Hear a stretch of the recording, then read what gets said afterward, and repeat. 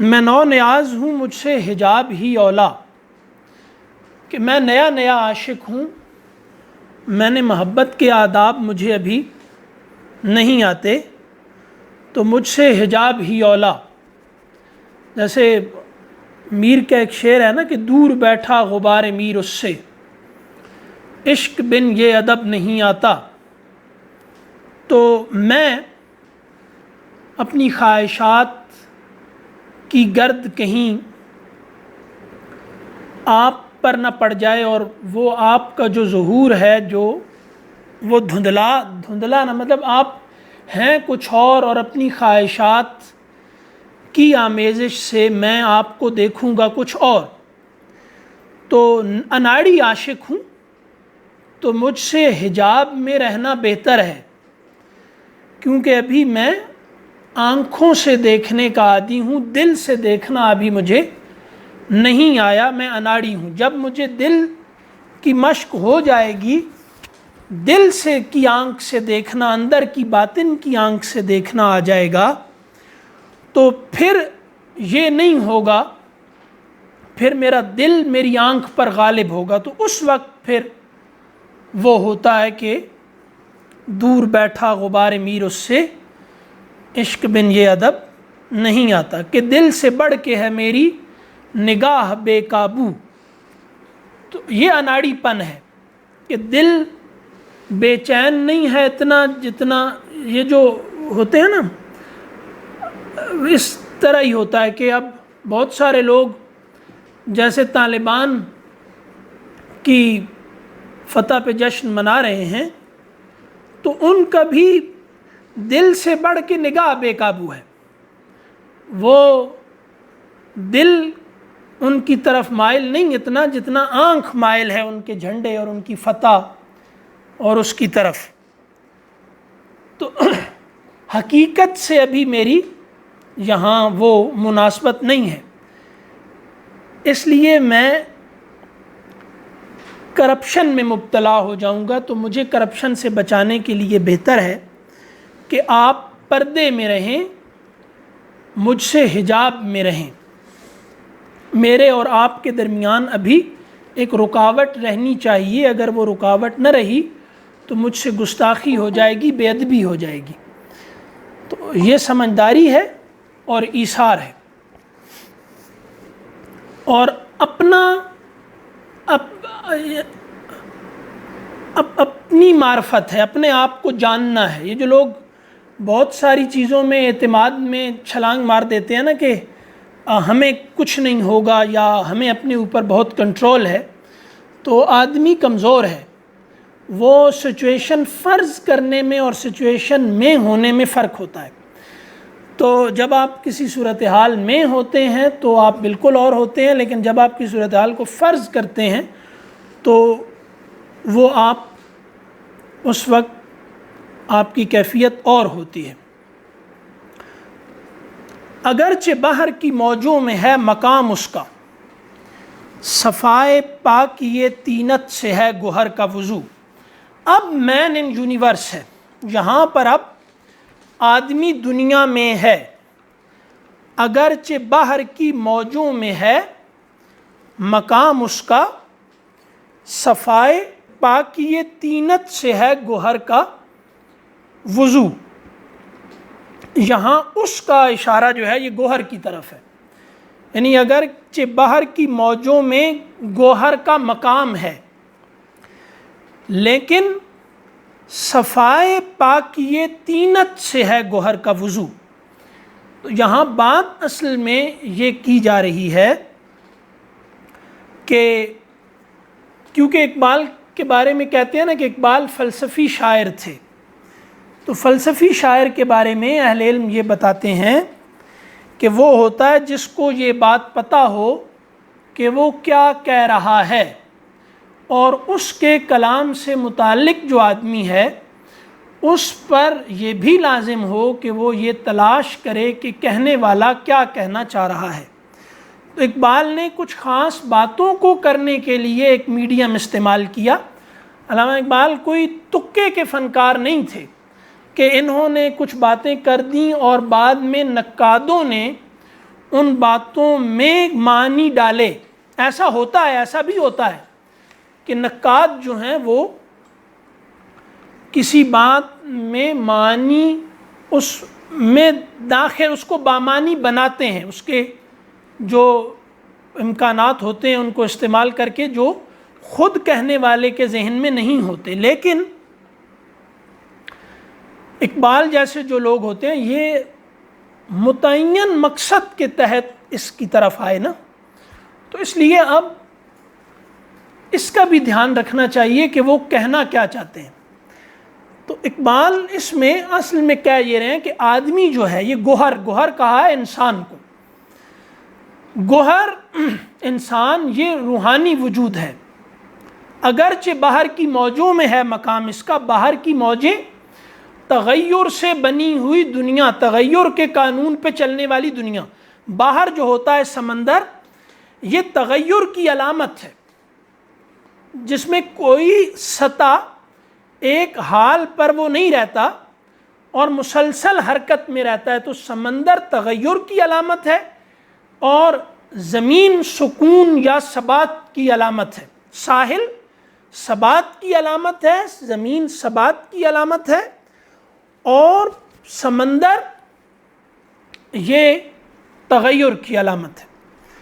تو اگرچہ گوہر یعنی انسان یہ ہے تو دنیا میں باہر کی موجوں میں ہے. تو پہلے مصرعے میں اقبال نے سمندر اور گوہر کے ربط سے دو باتیں بتا دیں. ایک تو سمندر تغیر میں ہوتا ہے، گوہر جو ہے یہ ثابت ہوتا ہے. موتی ثابت ہوتا ہے، اپنی جگہ پر ہوتا ہے، سمندر متحرک ہوتا ہے. تو گوہر ثبات کے اصول پہ ہے اور سمندر تغیر کے. تو دوسری بات یہ کہ سمندر کے مقابلے میں جیسی وقت جو ہے وہ گوہر کی ہے، یعنی یہ مرتبہ ہے انسان کا اس دنیا میں بتایا گیا کہ جیسے گوہر کا سمندر میں مرتبہ اور مقام ہے، بالکل اسی طرح آدمی انسان اس دنیا میں مرتبہ رکھتا ہے. اور یہ اس دنیا میں تو ہے، لیکن اس کی گروتھ کے جو ضروریات ہیں اور امکانات جو ہیں یہ دنیا پورے نہیں کر سکتی، اگرچہ باہر کی موجوں میں ہے مقام اس کا. اگرچہ یہ جو گوہر ہے یہ ہے سمندر میں، تو جو عام گوہر ہوتا ہے اس کی اس کی جو ہستی کا پورا نظام ہے یہ سمندر پر ڈیپینڈ کرتا ہے. لیکن اگرچہ کا مطلب یہ ہے کہ یہ جو انسان ہے یہ ہے تو اس دنیا میں، لیکن اس کی ایک جہت الگ ہے. وہ یہ ہے کہ یہ دنیا میں رہنے کے باوجود یہ دنیا اس کی ہستی کے ارتقاء کی ضروریات پوری نہیں کر سکتی، کیونکہ یہ روحانی وجود ہے. ٹھیک ہے، یہ روحانی وجود ہونے کی وجہ سے اس کا جو نظام ہے یہ تغیر اور اس سمندر سے ہٹ کر ثبات یعنی حقیقت کے ساتھ جڑا ہوا ہے، اور وہاں سے اس کی ہستی میں جو امکانات ہیں، جو پوٹینشل ہے، جو گروتھ ہے اس کی، وہاں سے جڑنے کی وجہ سے ہے. ٹھیک ہے، تو یہ کیسے نکلا؟ حق سے جڑنا کیسے نکلا؟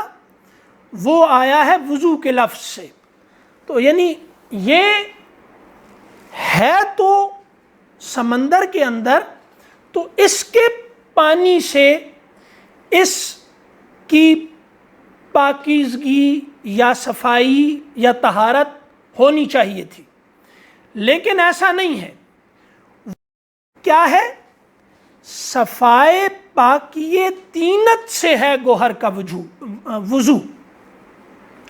صفائے پاکیے طینت، طینت یعنی جس سے کہتے ہیں نا فلاں بہت بد طینت ہے، بد خصلت ہے، یعنی اس کی خلقت جو ہے یعنی روحانی وجود ہونا، اس دنیا میں ہونے کے باوجود اس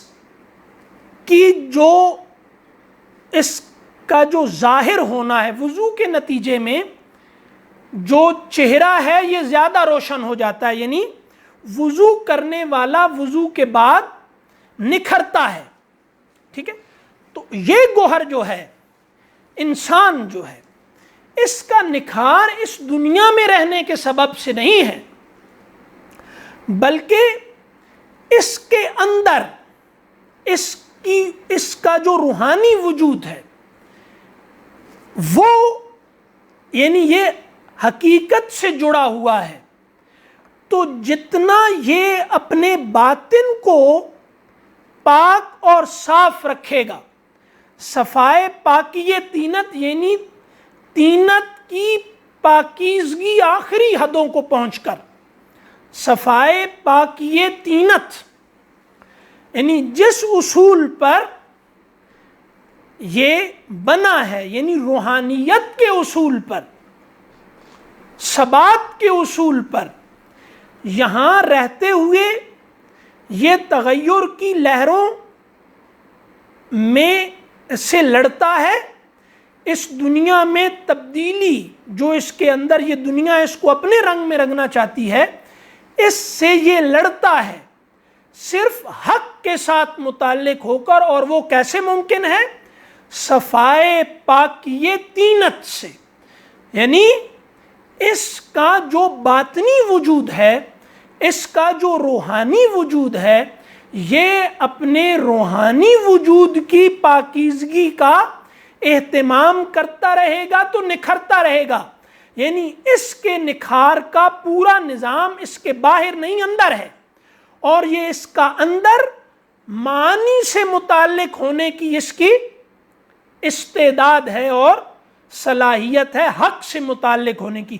کیونکہ وضو جو ہے یہ حق سے متعلق ہونے کی علامت ہے نا، اگرچہ باہر کی موجوں میں ہے مقام اس کا، تو ٹھہرا تو یہ یہاں ہوا ہے، لیکن یہاں کی جو نظام حرکت ہے وہ اس کی نشو و نما کا سبب نہیں ہے، وہ ہے صفائے پاکیے طینت. اس کے داخل میں ایک نظام چل رہا ہے جو اس میں نکھار پیدا ہوتا ہے اپنے داخل کی باطن کی پاکیزگی سے. گوہر کا وضو یعنی انسان کا حق سے متعلق ہو کر نکھرنے کا پورا نظام. گوہر کا وضو حق سے متعلق ہو کر اس دنیا میں زیادہ قوت کے ساتھ ظاہر ہونا، اس کا انحصار صفائے پاکیے طینت پر ہے. ٹھیک ہے، یہ کیا ہے؟ یہ اس کا مطلب ہے، یعنی اقبال یہ اصل میں کہنا چاہ رہے ہیں کہ انسان روحانی وجود ہے، اس روحانی وجود کے تقاضے اس دنیا میں پورے نہیں ہوتے. ان تقاضوں کو پورا ہونے کے لیے اس کو اپنے باطن کو حق کے ساتھ جوڑنا پڑتا ہے، اور جب وہ حق کے ساتھ جڑ جاتا ہے تو اس کے بعد اب پھر کیا ہے؟ اس کے بعد اس کا اس دنیا پر غالب ہونے کا نظام چل پڑتا ہے. یعنی وہ اس دنیا کی پوری قوت تغیر کے سامنے ڈٹ جاتا ہے اور اس کے مقابلے میں آ جاتا ہے، اس سے متاثر نہیں ہوتا. یعنی جیسے سمندر اور ایک موتی، ان کی وسعت کا اندازہ لگائیں، ہستی کی وسعت کا، اور پھر یہ دیکھیں کہ یہ اب گوہر ثابت ہے باہر کے مقابلے میں، تو یہ کیسے ہے؟ حق کے ساتھ جڑ کر. یہی ہے یعنی اس کی یعنی اس گوہر کو گہر کہہ رہے ہیں. گوہر کو کیا کہہ رہے ہیں؟ گوہر تو گہر لکھا ہوا ہے یہاں پہ. گہر کا مطلب کیا لفظی نہیں، گوہر تو موتی کو کہتے ہیں نا. یہ جو گہر ہے اس کا کیا یہاں گوہر کا مطلب ہے انسان، آدمی. یہی میں عرض کر رہا ہوں نا کہ گوہر کا وضو، اور پہلے میں کہا اگرچہ باہر کی موضوع میں ہے، مقام اس کا. کس کا مقام؟ گوہر کا. آدمی یعنی سمندر میں موتی، دنیا میں انسان. ٹھیک ہے؟ تو سمندر میں موتی ہوتا ہے تو وہ پاک صاف رہتا ہے سمندر کی حرکت کی وجہ سے. لیکن اگرچہ کہنے کا مطلب یہ ہے کہ انسان اس دنیا میں ہے تو باہر میں موتی کی طرح ہی، اور اس کا مرتبہ بھی ایسا ہے، لیکن اس کی پاکیزگی یا اس کے نکھار کا جو نظام ہے وہ اس سمندر پر نہیں ہے، باہر سے نہیں ہے، اندر سے ہے. یعنی یہ دنیا اس کو ترقی نہیں دیتی، یہ دنیا اس کی اصل ہستی کے ارتقاء میں معاون نہیں ہوتی، اس کا داخل ہے، یعنی خارج نہیں، داخل. تو اب انسان کا یہ کیا تھا؟ داخل، جو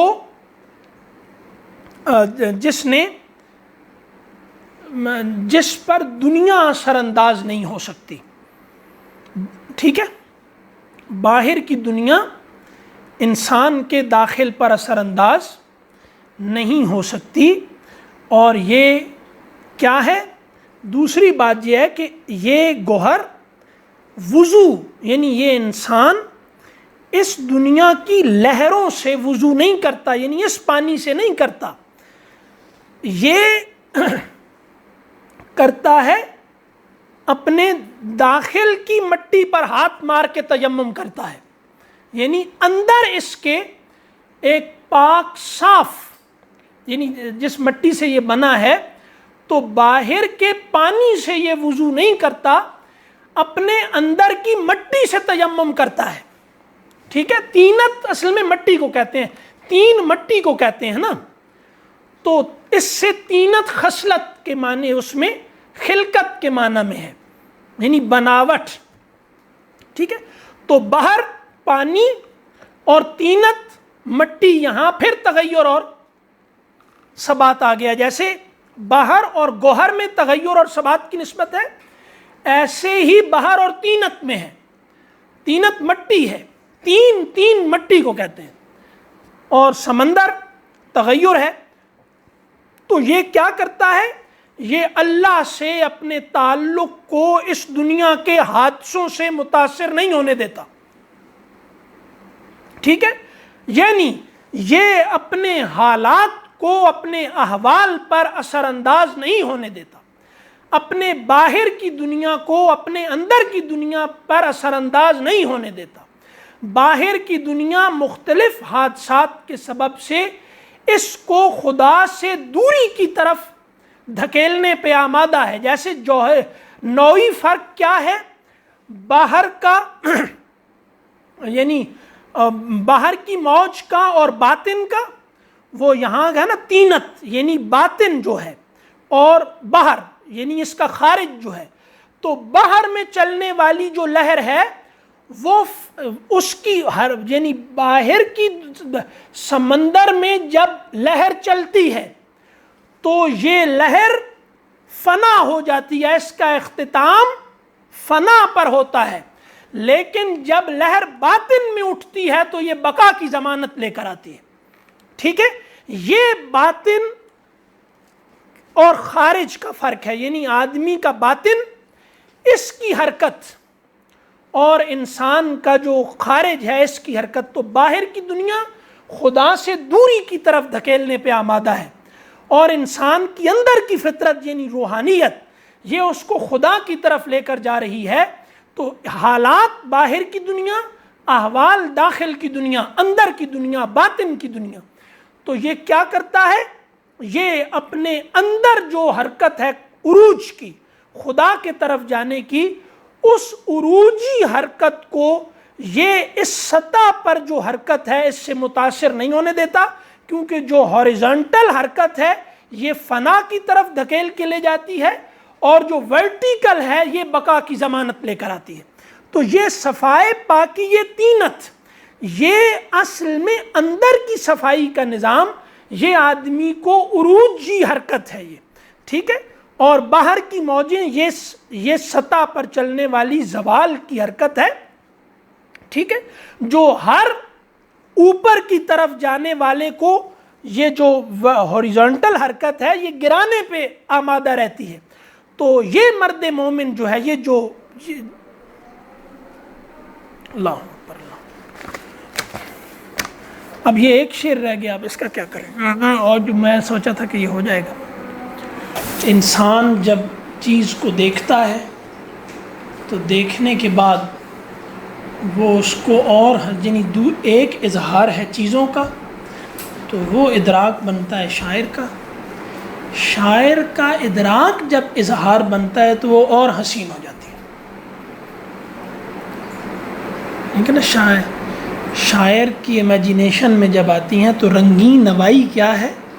نوا خود تو رنگین نہیں ہوتی نا، رنگین نوائی یہ ہے کہ شاعر نے چیز کو شاعر نے لیا، یعنی چیز ظاہر ہوئی اس پر، اور جب اس کا وہ ادراک بنی تو اس نے دوبارہ جب اس یعنی چیز ظاہر ہو رہی ہے شاعر پر اور شاعر ظاہر کر رہا ہے اس کو، تو یعنی چیزیں جب انسان کے ادراک میں آتی ہیں تو وہ ان سے اگر جمالیاتی مفاد حاصل کرنا چاہے تو ان کو زیادہ حسین بنا لیتا ہے، اور اگر وہ ان سے علمی مفاد حاصل کرنا چاہے تو انہیں زیادہ بامانہ بنا دیتا ہے۔ یہ رنگین نوائی کا جادو ہے، ٹھیک ہے، تو یہ اظہار کا وہ سارا اگلا شعر یہی ہے۔ تو اگلی دفعہ کوئی ضرورت ہوئی زیادہ تو اس کو کریں گے، نہیں تو یہ ریکارڈنگ میں لوگ سن لیں گے، اب اس میں وہ تو رہی ہے یہ۔